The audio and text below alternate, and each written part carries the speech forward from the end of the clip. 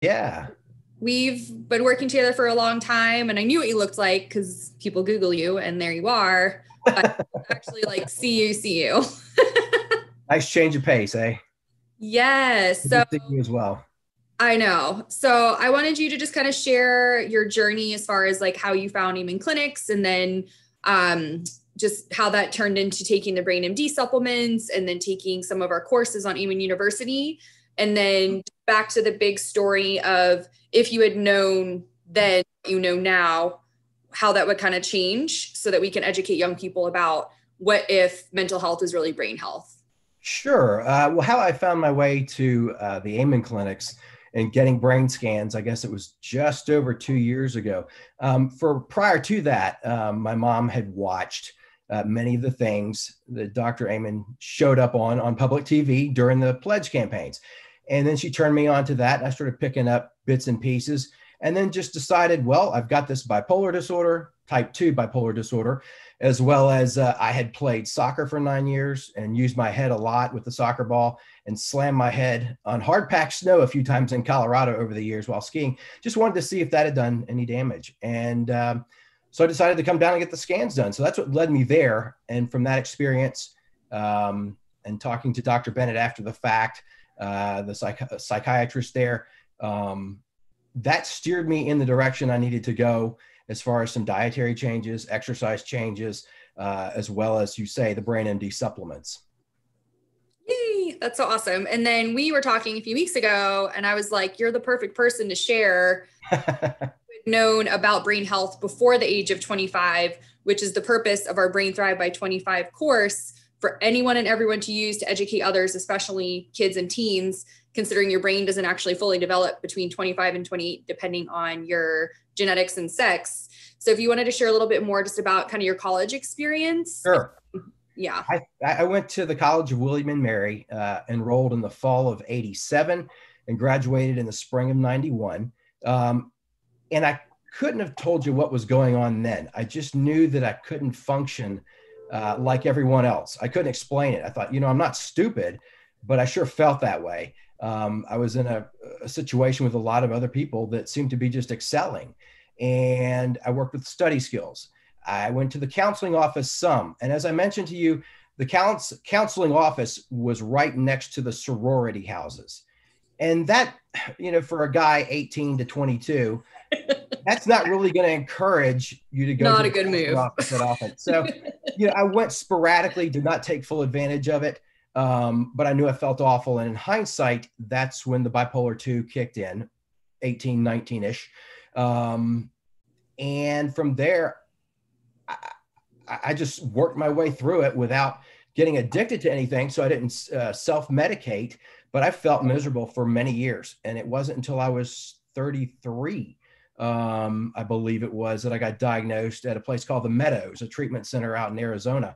And I don't feel lucky to have bipolar 2 disorder, but I felt like I was one of the lucky ones because I did not have a co-occurring addiction that they had to strip off first. We could start tweaking the meds and seeing what worked right away. And I was kind of off to the races. But the college years were really tough.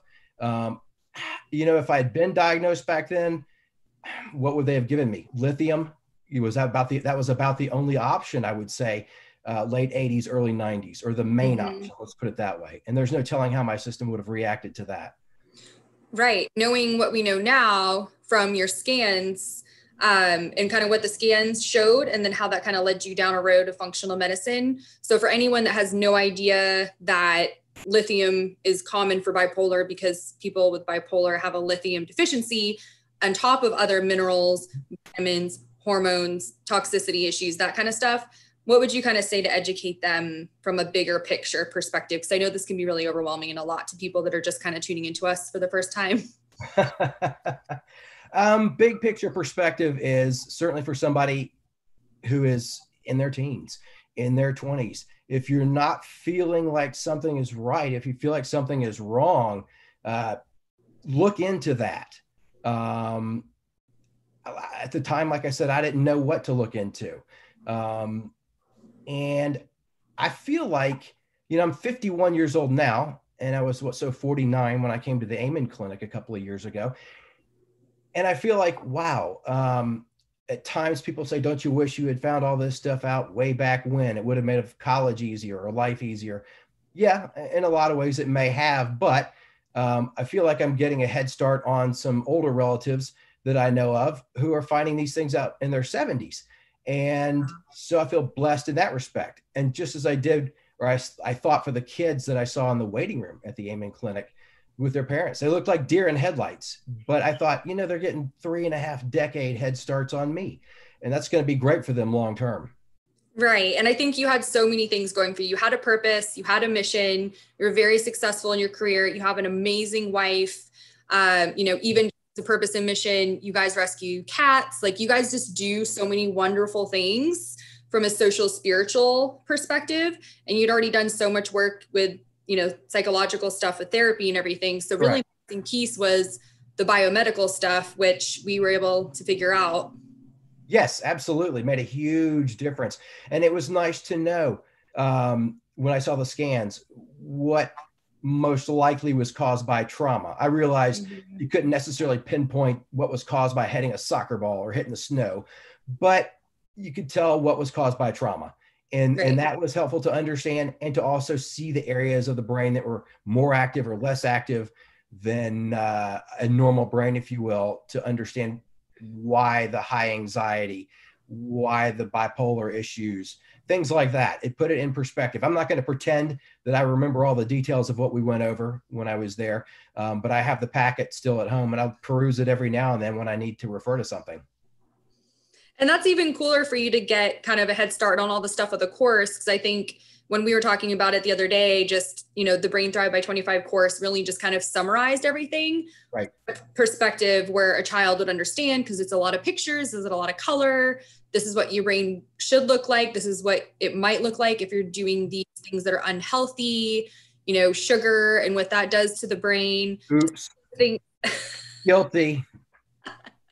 I know, we're working on it. And that's what I love about you. You're always willing to continue to improve, continue to educate yourself. And that's why I invited you. You're one of my favorites. Oh, thank you. Thank you. I love working with you, Fallon. Thank you so much for doing this. It means so much to me. Oh, you're welcome. Yeah, glad to. Is there anything else, just kind of big picture summary that you would want to share with us? For me, I guess realizing as I find these things out, there really is no deadline. I mean, it's easy to feel like, I missed these years of my life to a certain degree because of this. But in the big picture, everybody's going through stuff. As my friend Robin, the executive director at NAMI Davidson County says, everybody has their stuff. But she does talk about things with brain illness, mental illness, whatever term you prefer to use, that why isn't it a casserole disease? Because when you come home from the hospital with something else, everybody brings you a casserole. When you come home from a brain health issue, nobody comes over with casseroles. Right. So I'm stealing that from Robin Nobling, my friend at NAMI. I love that. That's really smart. Well, thank you so much. Really appreciate your time, and happy 25th wedding anniversary. Oh, thank you. Yeah. Appreciate that very much. Mimi and the cats our love. I will do it. Right back at you. So good to see you. Good to see you too.